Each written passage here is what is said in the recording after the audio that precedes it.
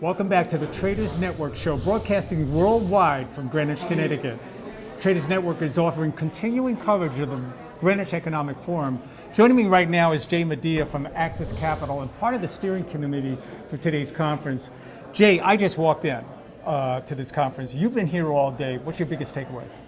Yeah, I think it's been a really good event. People have had not only a chance to hear Ray Dalio, Paul Tudor Jones, Mark Lazary, Chuck Davis, David Rubenstein, but they've also had a chance to really network with each other, step outside, relax, have a bite to eat, and really talk about different perspectives of how they're looking at the markets, the economy, politics, and some of the issues that we're talking about at the conference. Some of the buzzwords I heard as I walked in, and I admit I haven't been here for most of the day. I'm going to be here all day tomorrow. The biggest buzzword I heard coming in was how do we tackle problems like income inequality and a better opportunity for education for our young people. Yeah.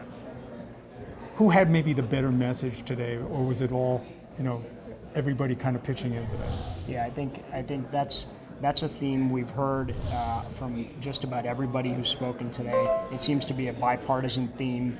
It seems to be something that is one of the major problems we're going to face in the future. And I think a couple of the themes I heard, I think Ray Dalio mentioned education. I think Byron Allen, founder and CEO of Entertainment Studios, spoke at lunch. He talked about education. He talked about how his mother received an education at UCLA, and that changed their life for the better. Really? So I think that's one of the themes that we've heard. It's not just about the amount of capital that's in this room. There's certainly well over $1 trillion in this room, probably at present. It's not just about throwing capital at the room. What about some of the solutions that were offered today? How do we marry government and the private sector together to solve some of these very complex problems?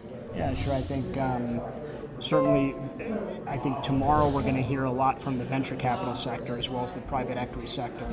I think public-private partnerships were mentioned today.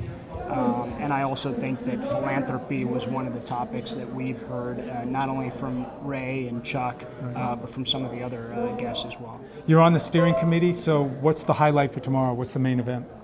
I think the whole day is going to be very good tomorrow. We're going to start in the morning with Mohammed El-Arian and Gramercy talking about emerging markets. Middle of the day, we're going to have private equity. Towards the end of the day, we're going to have an institutional investor panel, just like we had today, as well as our private credit panel. So it's going to be a great day all around. It sounds like a great day. Jay Madia, thank you so much for being with us. That was Jay Madia from Access Capital. Special thank you to our syndicated network partners, Fox News, ABC, NBC, and CBS. I'm David Nelson, your host. We'll be right back. The 2019 Greenwich Economic Forum is brought to you by Bridgewater Associates. Meaningful work, meaningful relationships. Churchill Asset Management, Nuveen, a leading provider of senior and unitranche debt to middle market companies. Ropes & Gray, bright past, brilliant future. Aurora Capital, inspiring partnerships. And Gramercy Funds Management, we are emerging markets. Special considerations to Bank of America.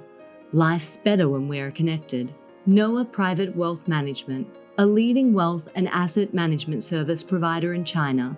Guotai Jinan Futures, a leading brokerage firm for commodity futures and financial futures in China. China Industrial Securities, a comprehensive financial group providing full-spectrum financial services in Hong Kong.